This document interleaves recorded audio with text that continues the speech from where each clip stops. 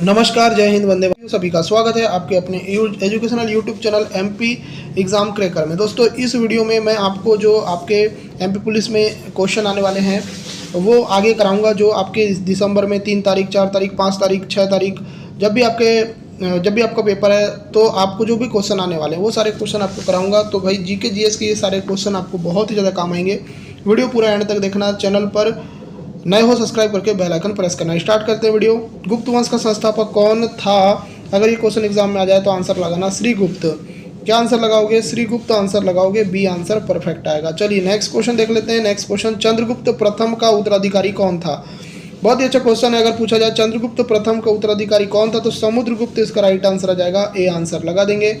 Next question, third question, Bharat का Napoleon किसे कहा जाता है? तो भारत का नेपोलियन कहा जाता है समुद्रगुप्त को। आंसर आ जाएगा आपका ए आंसर। नेक्स्ट क्वेश्चन आपकी स्क्रीन पर, क्वेश्चन नंबर 4, समुद्रगुप्त का उपनाम कौन सा था? समुद्रगुप्त का उपनाम था धरणीवन। तो आंसर आ जाएगा दोस्तों ए आंसर। दोस्तों, सुपर सिलेक्शन प्रश्न जिसको चाहिए इस नंबर पर मैसेज करना 88274192 और ये 59 इस नंबर पर मैसेज करना। ये 59 है, ठीक है। इस नंबर पर मैसेज करना। 99 रुपये में आपको सुपर सिलेक्शन प्रश्न मिल जाएंगे। जो भी चाहता है, जो भी इंटरेस्टेड है वो मैसेज कर सकते हैं। आगे देखिए नेक्स्ट क्वेश्चन आपकी स्क्रीन पर, महेंद्र आदित्य किसे कहा गया? तो दोस्तों ये कहा गया कुमार गुप्त को। तो आंसर आ जाएगा आपका बी आंसर। आगे देखिए नेक्स्ट क्वेश्चन करते हैं। और नेक्स्ट क्वेश्चन छठवां ये रहा, नालंदा विश्वविद्यालय किसने बनाया? तो दोस्तों इसका आंसर आ जाएगा कुमार गुप्त ने बनवाया था नालंदा विश्वविद्यालय को। चलिए आगे देखते हैं। और आगे नेक्स्ट क्वेश्चन ये रहा, ध्यान से देखिएगा। क्वेश्चन नंबर 7, नीतीश कुमार ने कितनी बार सीएम पद की शपथ ली? तो दोस्तों नीतीश कुमार ने कितनी बार ली? तो इसका आंसर आ जाएगा 10वीं बार। 10वीं बार इसका राइट आंसर आ जाएगा। नेक्स्ट क्वेश्चन, 8वां क्वेश्चन, सुंगयन भारत कब आया था? सुंगयन भारत आया था दोस्तों 518 एडी में, ठीक है। चलिए आगे देखिए 9वां क्वेश्चन, फाहियान किसके शासनकाल में भारत आया था? फाहियान किसके शासनकाल में आया था? तो यह आया था चंद्रगुप्त द्वितीय के शासनकाल में। डी आंसर आएगा। नेक्स्ट क्वेश्चन 10वां, हेनसांग किसके शासनकाल में आया था? तो हेनसांग आया था हर्षवर्धन के टाइम पर। किसके टाइम पर आया था? हर्षवर्धन के टाइम पर। नेक्स्ट क्वेश्चन, हर्षवर्धन ने किस भाई की मृत्यु के बाद गद्दी संभाली? तो इसका आंसर आ जाएगा राज्यवर्धन। सी इसका राइट आंसर आएगा। Next question, question number 12, Harshvardhan के दरबारी कवि कौन थे? तो इसका आंसर आ जाएगा बाणभट्ट। बाणभट्ट इसका राइट आंसर आ जाएगा। नेक्स्ट क्वेश्चन 13वां, इब्न बतूता किस देश से आया था? इब्न बतूता आया था दोस्तों मोरक्को से। आंसर आ जाएगा आपका B answer. Next question, Krishnadev Rai को तेलुगु कृति कौन सी है? मतलब कृष्णदेव राय जो है ना, उनकी तेलुगु कृति कौन सी है? तो इसका नाम है आमुक्त मल्यवाद। आगे देखिए नेक्स्ट क्वेश्चन 15, कृष्णदेव राय किस वंश से थे? तो कृष्णदेव राय आपके तुलु वंश से थे। आंसर आ जाएगा आपका C answer. Next question 16, Abdul Razzaq किसके शासनकाल में आया था? तो दोस्तों ये आया था देवराय द्वितीय के शासनकाल में। डी आंसर परफेक्ट आएगा। नेक्स्ट क्वेश्चन, देवराय द्वितीय का उपनाम क्या था? तो देवराय द्वितीय का उपनाम था गजबेटकर। तो आंसर आ जाएगा B answer. Next question 18, Nicolo Conti किसके शासनकाल में आया था? तो दोस्तों ये आया था देवराय प्रथम के शासनकाल में। ए आंसर करेक्ट आएगा। नेक्स्ट क्वेश्चन 19 क्वेश्चन, डोमिंगो पायास और बारबोसा किसके शासनकाल में आए थे? तो दोस्तों ये आए थे कृष्णदेव राय के शासनकाल में। ए आंसर परफेक्ट आएगा। नेक्स्ट क्वेश्चन 20, 1916 के लखनऊ अधिवेशन के अध्यक्ष कौन थे? तो ये आंसर आ जाएगा AC Majumdar. A answer correct आएगा। आगे देखिए 21, भारत में प्रधानमंत्री कौन होता है? तो दोस्तों याद रखना लोकसभा के बहुमत दल का नेता होता है। डी आंसर आएगा। आगे देखिए 22, लोकसभा का अध्यक्ष कब तक अपने पद पर रहता है? तो दोस्तों अगर ये क्वेश्चन पूछा जाए तो आंसर आ जाएगा अगली लोकसभा के गठन तक। सी इसका राइट आंसर आएगा। आगे देखिए 23वां क्वेश्चन, प्राक्कलन समिति में निम्नलिखित में से कौन सम्मिलित नहीं होता? आंसर क्या आएगा? राज्यसभा का सदस्य। बी इसका राइट आंसर आएगा। आगे देखिए नेक्स्ट क्वेश्चन, राष्ट्रपति को संविधान में किस रूप में वर्णित किया जाता है? तो इसका आंसर आ जाएगा दोस्तों संसद का अभिन्न अंग। सी इसका राइट आंसर आएगा। चलिए नेक्स्ट क्वेश्चन 25, राष्ट्रपति पद के निर्वाचन में किस प्रकार की मतदान प्रणाली अपनाई जाती है? इसका आंसर आ जाएगा दोस्तों सी आंसर, समानुपातिक प्रतिनिधित्व एवं एकल संक्रमणीय मत। आगे देखिए नेक्स्ट, सुब्रमण्यम भारती किस भाषा के प्रसिद्ध लेखक थे? इसका आंसर क्या आएगा? तो इसका आंसर आ जाएगा तमिल भाषा के। तो सी इसका राइट आंसर आएगा। आगे देखिए 27, जब द्रव का आणविक भार बढ़ता है तब उसकी श्यानता पर क्या प्रभाव पड़ता है? तो याद रखिए, हमेशा याद रखिए, इसकी श्यानता बढ़ती है, इसका राइट आंसर हो जाएगा बढ़ती है। ठीक है, चलिए आगे देखिए 28। अचार और एवं मुरब्बों के परीक्षण के लिए कौन सा रसायन प्रयोग किया जाता है? तो इसका नाम है दोस्तों सोडियम बेंजोएट। आंसर आ जाएगा सी आंसर। चलिए 29। आवर्त सारणी में निष्क्रिय गैसों को किस समूह में रखा गया है? तो इसका आंसर आ जाएगा दोस्तों सी आंसर, शून्य समूह में। आगे देखिए 30 क्वेश्चन। मधुमेह रोगी सामान्यतः कौन सा कृत्रिम स्वीटनर प्रयोग करते हैं? तो इसका आंसर आ जाएगा दोस्तों बी आंसर, सैक्रिन इसका राइट आंसर आएगा। आगे देखिए नेक्स्ट, ईईजी इलेक्ट्रोइंसेफेलोग्राफ का प्रयोग किसके परीक्षण में किया जाता है? तो इसका आंसर आ जाएगा मस्तिष्क के लिए। तो ईईजी का प्रयोग किसके लिए करते हैं? तो मस्तिष्क के लिए करते हैं मित्रों, मस्तिष्क इसका राइट आंसर आएगा। आगे देखिए 32। अब तक अफ्रीका महाद्वीप में ओलंपिक खेलों का आयोजन कितनी बार हुआ है? तो आंसर क्या आएगा? आंसर आ जाएगा आपका डी आंसर, कभी नहीं। चलिए आगे देखिए नेक्स्ट, प्रथम एशियाई खेलों का आयोजन कहाँ हुआ था? तो दोस्तों इसका आंसर आ जाएगा न्यू दिल्ली में। कहाँ हुआ था? न्यू दिल्ली में। न्यू दिल्ली इसका राइट आंसर आ जाएगा, सी इसका राइट आंसर आ जाएगा। आगे देखिए नेक्स्ट क्वेश्चन ये है, ग्रैंड नेशनल कप किस खेल से संबंधित है? तो ग्रैंड नेशनल कप है दोस्तों, सी आंसर आएगा आपका घुड़दौड़ से। आगे देखिए 35। अंबेडकर स्टेडियम किस खेल से संबंधित है? अंबेडकर स्टेडियम दोस्तों ये है आपके फुटबॉल से संबंधित, आंसर आ जाएगा सी। चलिए 36 देखो, मिताक्षरा किससे संबंधित ग्रंथ है? मिताक्षरा, तो मिताक्षरा दोस्तों यह है हिंदू उत्तराधिकार कानून से, तो इसका आंसर आ जाएगा सी। आगे देखिए, चक्रधर फेलोशिप किस क्षेत्र में प्रदान की जाती है? तो दोस्तों इसका आंसर आ जाएगा बी, शास्त्रीय नृत्य में। आगे देखिए नेक्स्ट, मूर्ति देवी पुरस्कार किस संस्था द्वारा प्रदान किया जाता है? दोस्तों इसका आंसर आ जाएगा बी आंसर, भारतीय ज्ञानपीठ। आगे देखिए, गैस वेल्डिंग में किन गैसों का मिश्रण प्रयुक्त होता है? तो गैस वेल्डिंग में दोस्तों याद रखिएगा सी आंसर आ जाएगा, ऑक्सीजन और एसिटिलीन। आगे देखिए 40। अम्लीय भूमि का पीएच मान लगभग कितना होता है? तो अम्लीय भूमि का पीएच मान होता है 6.5। कितना होता है? 6.5। आगे देखिए 41। सामान्य भूमि का पीएच मान किस सीमा में होता है? तो दोस्तों इसका आंसर आ जाएगा 6.6 से लेकर 8.0, तो इसका आंसर आ जाएगा आपका बी। चलिए आगे देख लेते हैं, 1 मिनट रुकेंगे गाइस। नेक्स्ट, पोलो खेल की उत्पत्ति सबसे पहले किस देश में हुई? दोस्तों अगर ये क्वेश्चन पूछा जाए आंसर आ जाएगा सी इसका राइट आंसर आ जाएगा, ईरान और फारस में हुई। नेक्स्ट, नासा किस देश के अंतरिक्ष अनुसंधान संस्था है? तो दोस्तों नासा आपको पता ही है, नासा अमेरिका का है। कहाँ का है नासा है अमेरिका का। चलिए नेक्स्ट 44। बिलियर्ड्स खेल का जन्मदाता देश कौन सा है? तो आंसर आ जाएगा आपका फ्रांस इसका राइट आंसर आ जाएगा, सी आंसर लगा देंगे। नेक्स्ट क्वेश्चन देखते हैं 45। देवघर स्थित प्रसिद्ध मंदिर का निर्माण किसने करवाया था? तो इनका नाम है दोस्तों बी आंसर में क्या आएगा? पूरनमल इसका राइट आंसर आ जाएगा। चलिए नेक्स्ट क्वेश्चन देख लेते हैं 46। उत्तर बिहार का प्राचीन नाम क्या था? तो दोस्तों इसका आंसर आ जाएगा वज्जी। आगे देखिए 47। बाहरी हिमालय को किस नाम से जाना जाता है? तो बाहरी हिमालय को जाना जाता है शिवालिक के नाम से। किस नाम से? शिवालिक के नाम से जाना जाता है। आगे देखिए 48। मोमबत्ती का जलना किस प्रकार की अभिक्रिया है? तो मोमबत्ती का जलना दोस्तों एक प्रकार की ऊष्माक्षेपी अभिक्रिया है, आंसर आ जाएगा ए आंसर। 49। वर्गी की क्लासिफिकेशन का जनक किसे कहा जाता है? तो दोस्तों इसका आंसर आ जाएगा कार्ल लिनियस को। आगे देखिए 50 क्वेश्चन। लाहौर के शालीमार बाग का निर्माण किस मुगल शासक ने कराया था? तो इसका नाम क्या है? तो इसका नाम है शाहजहां। आगे देखिए 51। वर्ग रहित समाज की संकल्पना किस विचारक ने दी थी? तो इसका आंसर आ जाएगा दोस्तों कार्ल मार्क्स ने, आंसर आ जाएगा बी। चलो नेक्स्ट क्वेश्चन देखते हैं 52। ग्रामीण विद्युतीकरण निगम की स्थापना किस वर्ष की गई थी? इसका आंसर क्या आएगा? तो इसका आंसर आ जाएगा बी आंसर, क्या आएगा? 1969। आगे देखिए next, planning and the poor पुस्तक के लेखक कौन है? तो दोस्तों इसका जो आंसर आ जाएगा बी आंसर आएगा, B.M. मिन्हास। आगे देखिए नेक्स्ट क्वेश्चन। सम्राट अकबर ने किस चित्रकार का संरक्षण दिया था? दोस्तों इन्होंने दिया था ख्वाजा अब्दुल समद।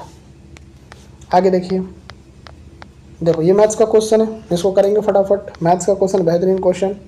चलो कर लेते हैं। 391 लड़के और 323 लड़कियों के समूह में इस प्रकार बांटा गया कि प्रत्येक समूह के सदस्यों को समान हो, और समूह में या तो केवल लड़के और केवल लड़कियों का समूह है, मतलब आपको दोनों में से कॉमन निकालना है। तो कॉमन कैसे निकालते हैं, न्यूनतम संख्या निकालना है, मतलब एक तरीके से आपको निकालना है यहाँ पर आपको निकालना है HCF निकालना है, ठीक है, HCF निकालना है। कैसे निकालते हैं HCF, देखो 391 को अगर आप गुणनखंड में तोड़ोगे तो पहले देखो 17 से करो आप, तो 17 से करोगे तो ये जाएगा आपका 23 बार, ठीक है, और 23 से एक बार, तो इसके 391 के दो गुणनफल कौन कौन से हो गए, एक 17 हो गया और एक 23 हो गया, ठीक है, ये हो गया 391 के। अब 323 का कर लेते हैं अपन, 323 का कर लेंगे, तो 323 का करते हैं, इसको भी 17 से देखो जाएगा, 17 एक हम 17 जाएगा, ठीक है, तो ये 19 बार जाएगा, 19 से इसका मल्टीप्लाई कर लेना आप, 19 बार जाएगा, तो ये आपका इसके दो गुणनखंड निकल गए, एक 17 और एक 19, ठीक है। अब ये बेसिक कैलकुलेशन है, दोनों में से कॉमन क्या है, 17 है, और HCF का मान क्या होता है, यही होगा, तो HCF यही होगा। तो यहाँ पर आप देखो 17 आंसर कहाँ पर है, ए ऑप्शन में, तो यही करेक्ट आएगा, ठीक है। हाँ बिल्कुल, गुणनखंड तोड़ना आना चाहिए आपको, और ऐसे ही मेथड से तोड़ा जाता है, ठीक है। चलिए आगे देख लेते हैं नेक्स्ट क्वेश्चन। नेक्स्ट क्वेश्चन बोल रहा है कि दो संख्याओं का अनुपात 3:7 है और उनका HCF 3 है और उनका LCM क्या होगा। देखो सिंपल क्वेश्चन है, कभी भी ना ये इसका फॉर्मूला याद रख लेना। पहली संख्या मैं लिख देता हूँ यहाँ फॉर्मूला, पहली संख्या गुणा दूसरी संख्या, पहली संख्या गुणा दूसरी संख्या is equal to HCF into LCM। अब वैल्यू पुट करेंगे, बस कुछ नहीं करेंगे। पहली संख्या नहीं दी है तो पहली संख्या का अनुपात दिया है 3, है ना, और ये 7, ठीक है। दूसरी संख्या का अनुपात 7 दिया है, HCF का मान कितना दिया है, 3 दिया है। अब LCM का मान निकालना है तो x रख दो, बस वैल्यू आ गई। अब देखो इससे इसको डिवाइड कर दो, ठीक है। बच्चा कितना आपके पास 7 बचा, तो x का मान क्या आ जाएगा, x का मान 7 आ जाएगा, तो यही इसका राइट आंसर आएगा। ये जो फॉर्मूला है, ये वाला जो फॉर्मूला है, ये वाला फॉर्मूला आपको याद रखना है मित्रों। ये वाला फॉर्मूला कौन सा फॉर्मूला, पहली संख्या गुणा दूसरी संख्या इज इक्वल टू HCF गुणा LCM। ये अगर फॉर्मूला आपने याद की हो तो ये क्वेश्चन आपको आसानी से बन जाएगा, ठीक है। चलिए आगे देख लेते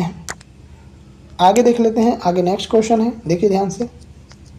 पहले 100 प्राकृत संख्याओं का HCF याद कीजिए। देखो HCF मैंने आपको बोला है कि मतलब HCF में कॉमन ढूंढना है, तो पहली प्राकृत संख्या देख लो। 100 प्राकृत संख्या का तो अपन निकाल नहीं पाएंगे, मतलब बहुत ज़्यादा हो जाएगा। देखो पहले 1 ले लो, 2 ले लो, 3 ले लो, ऐसे करके डैश डैश करके आप कहाँ तक जाओगे, 100 तक जाओगे।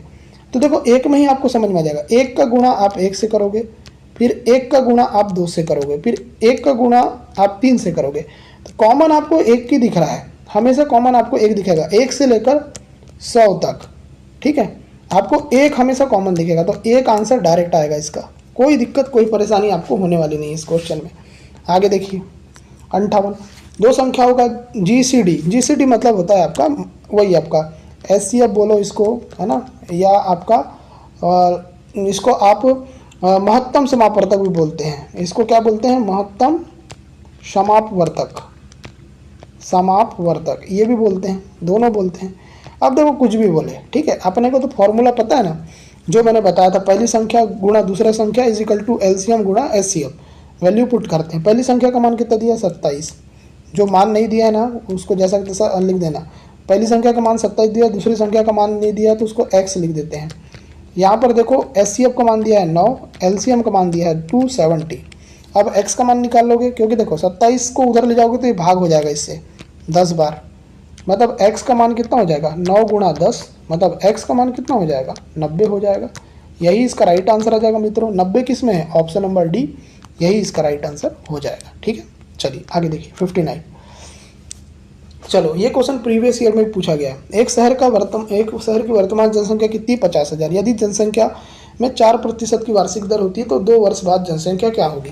जब भी ऐसा क्वेश्चन है सिंपल सी, देखो कितनी जनसंख्या है, 50,000, ठीक है, 50,000 जनसंख्या है। अब क्या बोला है, यदि जनसंख्या में 4% की वृद्धि हुई, मतलब 100 में ही होगी ना वृद्धि, तो 104 हो जाएगा, बटे 100 कर दो, ठीक है। अब ये 1 साल के लिए हुआ, पर यहाँ बोल रहा है 2 वर्ष बाद, तो एक बार इसको और लिख दो, 104 एक बार और लिख दो, बस अब सॉल्व करो। तो देखो ये जीरो से ये जीरो, ये जीरो से ये जीरो, ये जीरो से ये जीरो, ये जीरो से ये जीरो। अब 104 गुणा 104 अगर आप करोगे ना, देखो वैसे तो आप कैलकुलेशन बेसिक वाला है, इसको कर लेना आप लोग। तो 104 गुणा 104 अगर आप करते हो तो मैं आपको डायरेक्ट बताता हूँ, इसका जो आपका मान बनेगा ना वो बनेगा 10,816। आप लोग कर लेना इसको कैलकुलेट, ठीक है। इसको मैं नहीं बताऊँगा, इतना आसान बताऊँगा तो फिर आप तो कुछ भी नहीं सीखे हो। अब इसका 5 से गुणा करना है, इन दोनों को मैंने आपस में गुणा किया तो क्या आया, 10,816। उसका मल्टीप्लिकेशन करूँगा 5 से तो कितना आएगा आंसर, तो इसका आंसर आ जाएगा मित्रों 54080। यही इसका राइट आंसर आएगा। किस ऑप्शन में है तो सर बोलोगे आप इस ऑप्शन में नज़र आ रहा है, तो बी आंसर इसका करेक्ट आएगा। 60वां देखते हैं। देखो यहाँ पर दिया है x का 35% 140 है, x का मान बताना है, ठीक है। आरआरबी एनटीपीसी में ये क्वेश्चन आया है। तो देखो x का 35 डिवाइड बाय 100 कर दो, इक्वल कितना दिया है 40। जैसा बोला है मैंने वैसा फॉलो किया हूँ। अब बस इसको मैंने सॉल्व करना है। तो x देखो 35, ये क्या हो जाएगा 35, एक मिनट रुकना ना, ये हो जाएगा 35x डिवाइडेड बाय 100 और यहाँ पर 140 हो जाएगा, ठीक है। अब इसको सॉल्व करेंगे तो 35 से जब इसको भाग दोगे आप ना तो ये कितने बार जाएगा, 35 दूनी 70 होता है, 4 बार जाएगा। तो x का मान हो जाएगा 400। x का मान कितना हो जाएगा 400। किस ऑप्शन में दिया है, ऑप्शन नंबर बी, बिल्कुल बी आंसर करेक्ट आएगा। चलिए आगे देख लेते हैं। 61, एक कार का मूल्य हर वर्ष 20% की दर से कम होता है। 2 साल बाद कार का मूल्य 4,80,000 हो जाएगा, तो वास्तविक मूल्य क्या है। देखो भाई हमको वास्तविक मूल्य मैं नहीं पता, तो वास्तविक मूल्य को मान लेता हूँ मैं x मान लेता हूँ। पर क्या बोल रहा है, एक कार का मूल्य हर वर्ष 20% कम होता है, मतलब 100 रहा होगा तो 80 हो गया, ठीक है। यही फॉर्मूला पिक करेंगे। 2 साल बाद तो मतलब एक और 80 कर दो, ठीक है।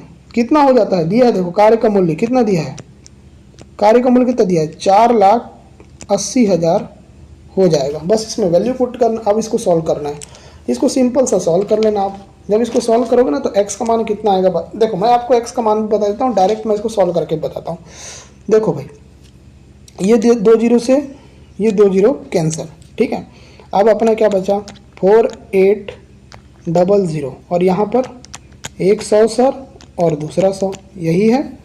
अब इसको अपन सॉल्व करेंगे। जब इसको आप आपस में गुणा करोगे ना तो आपस में गुणा करोगे और यहाँ पर 8 भी तो बचा है, तो डिवाइड बाय 8। जब इसको सॉल्व करोगे आप तो इसका आंसर आ जाएगा आपका 7,50,000, ठीक है। ये इसका राइट आंसर आ जाएगा, मतलब आप बोलोगे सी आंसर करेक्ट आएगा।